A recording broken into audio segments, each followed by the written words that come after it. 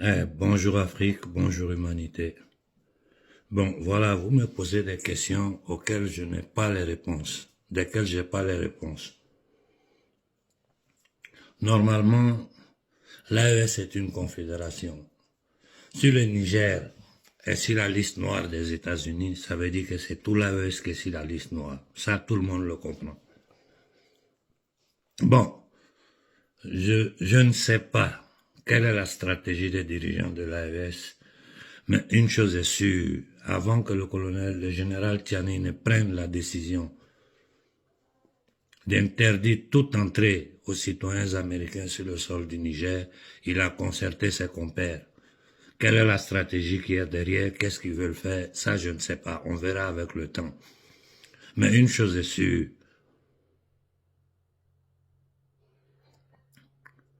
si un pays de l'AES est attaqué, c'est tout l'AES qui est attaqué. Si le Niger est sur la liste noire des Américains, ça veut dire que le Mali et le Burkina sont sur la liste noire. Et moi, je crois que, comme je dis, nous devons maintenir le cap sur l'essentiel. Nous savons tous que Boko Haram est une structure, une cohorte de Al-Qaïda, qui sont des instruments de la CIA, de l'MI6, de la DGS française, c'est-à-dire ces faits terroristes-là, pour déstabiliser le Sahel.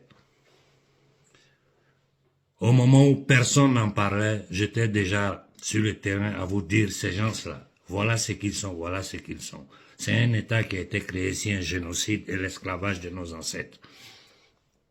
Et depuis sa création, l'Amérique ne fait que faire des guerres partout. Regardez le Venezuela. Ils ont encerclé le Venezuela. Ils veulent attaquer l'Iran. Ils menacent partout dans le monde. Nous là, qu'est-ce que nous devons faire? Qu'est-ce que nous devons faire? C'est la question qu'il faut se poser. Parce que on ne peut pas rester là, ils nous attaquent. Si on s'était levé en son temps, ils n'auraient pas eu le courage de faire cette sale opération en cherchant à mettre les chrétiens et les musulmans les uns contre les autres, disant que les musulmans tuent les chrétiens au Nigeria. Tout le monde sait que c'est de la bêtise. Et ils sont allés bombarder un village là où il n'y a jamais eu de terrorisme. C'est un avertissement. Et vous savez que leurs agents pullulent partout dans le Sahel. Il faut aider le général Tiani, surtout au Burkina et au Niger. Au Mali, je ne crois pas que les autorités vont permettre une telle opération. Mais au Burkina, je le demande publiquement au capitaine Ibrahim Traoré, laisse la jeunesse travailler, faire sa part du travail pour toi. Au général Tiani, tu es dans leur ligne de tir.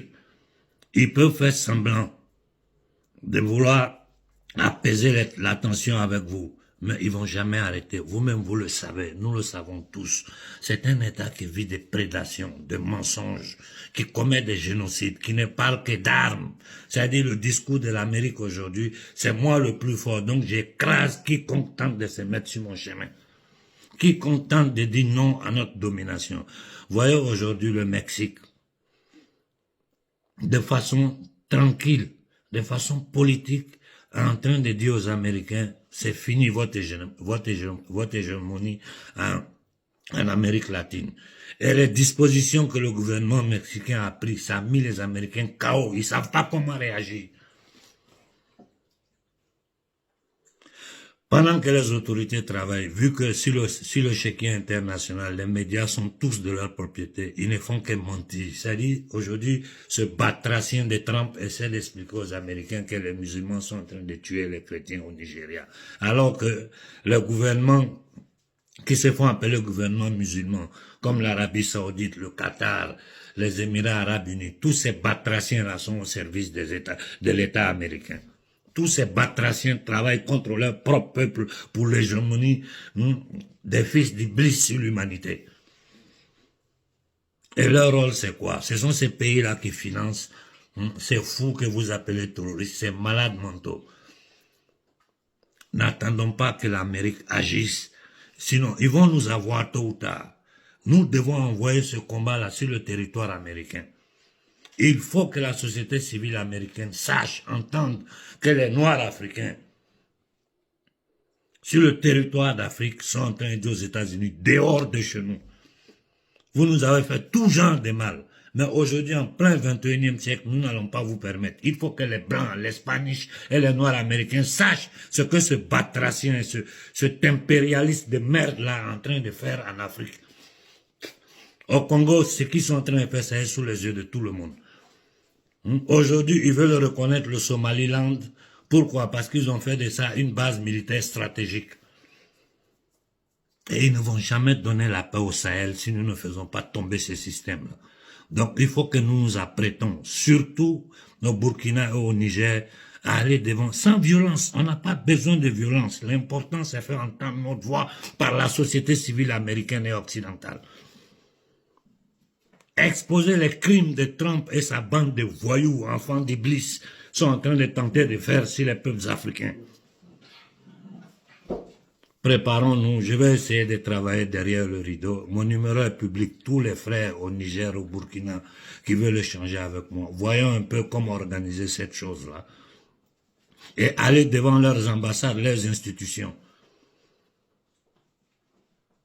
pour nous exprimer aux peuples américains, pour leur dire la vérité. Parce que même ce matin, j'ai discuté avec un journaliste italien, si ce qui s'est passé au Nigeria, les gens ne comprennent rien.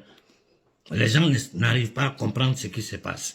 Je leur ai dit simplement, tout ce qu'ils sont en train de faire, c'est déstabiliser le Sahel avec la complicité de celui qu'on appelle président du Nigeria, c'est-à-dire un membre de la mafia nigérienne, un trafiquant international, un voyou, un criminel, un agent de la CIA.